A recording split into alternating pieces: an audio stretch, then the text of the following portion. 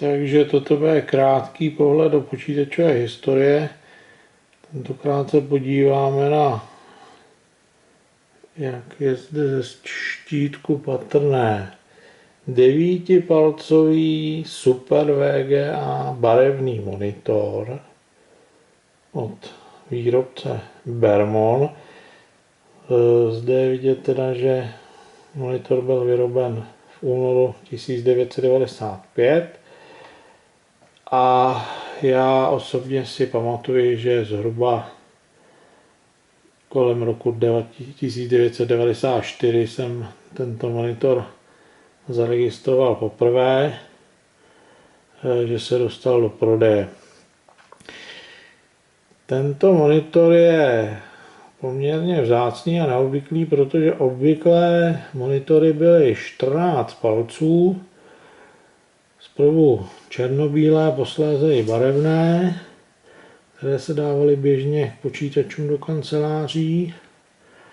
A pokud tyto malé, tak se dávaly do serverové, a tam zase škoda barevného, že navíc servery tehdy královaly Novell, takže tam stačil černobílý monitor, nebyl důvod dávat barevný, protože rozdíl v ceně byl tehdy poměrně značný. Řekněme, že za černobílý monitor se dala tehdy jedna vejplata, zatímco za barevné se daly ty vejplaty 3. Ano, mluvím o celé výplatě, což se možná dneska může jevit jako poměrně nepochopitelné. Tak, teď si ten monitor otočíme a koukneme se na něj z druhé strany.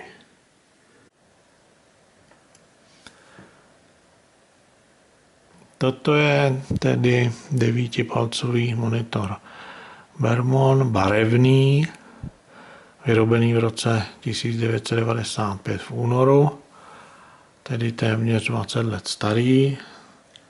A pro představu, takto vypadá 7palcový tablet Samsung. Je to úplně první tablet od Samsungu, který byl vyroben. A tady na metru si můžeme ukázat, tady je 9 palců, že to je skutečně viditelná plocha obrazovky, což ovšem neznamená, že obraz je potom roztažen od okraje k okraji, to bohužel není. Takže vlastně viditelná uhlopříčka obrazu je potom výrazně menší, možná se dostáváme někam k 7 palcům reálného obrazu 4:3. Tak teď si převedeme, jak teda vypadají Windows XP na tomto monitoru. Tak. Obraz bude trochu blikat, bude přes něj běžet takový tmavý pruh, to je prostě dané principem tvorby obrazu, kdy teda se kreslí nějakou snímkovou frekvencí a kdy kamera teda snímá také nějakou frekvencí a tyto se prostě nějak potkávají, nejsou absolutně synchronní. Takže nám tady běhá takovýhle tmavý pruh. Co je důležité, že teď je vidět moiré, to znamená, že kamera opravdu zaostřila přesně na mřížku toho monitoru. Takže obraz tak, jak teda v těch momentech, kdy je světlej, je ostrý, tak takhle prostě ostrý ten monitor opravdu je. Zde je tedy již patrné, že není obraz od okraje k okraji a můžeme se podívat, že je to teda 7,5 palce reálně. Tak, přihlásíme se. A předvedeme si, co se stane, když teda začneme si hrát s frekvencemi a rozlišeníma. V tuto chvíli tedy je adaptér nastaven na 800 na 660 Hz. My můžeme zkusit 800 na 672 Hz, což už ten monitor tedy neumí. To se nám takhle rozpadne obraz pěkně.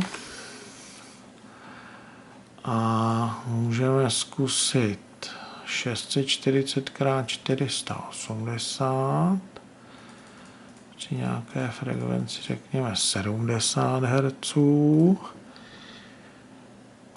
Ten monitor ještě zvládá, ale jak je vidět, tak tady ten pruh teďko se vůbec už nepotkává s tím snímkovou frekvencí té kamery, takže to není úplně ideální.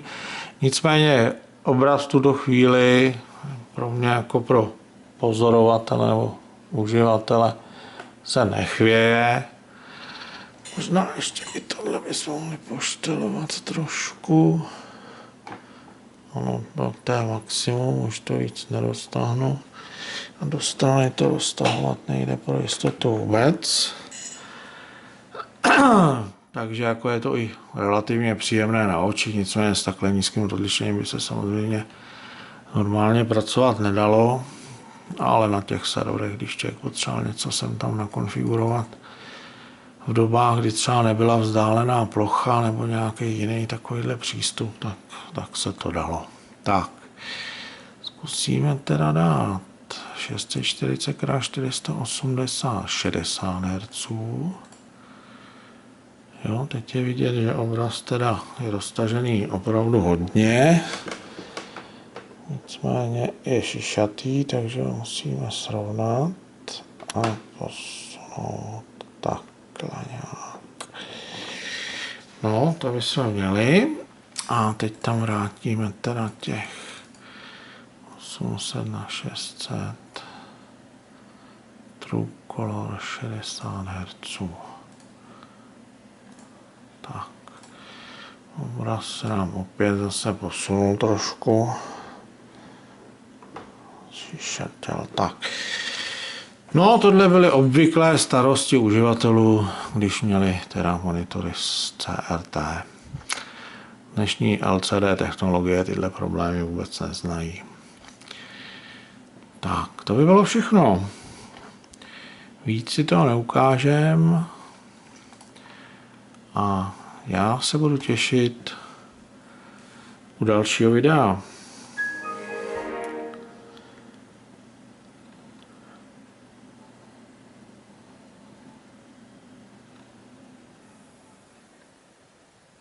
Mějte se krásně a nashledanou.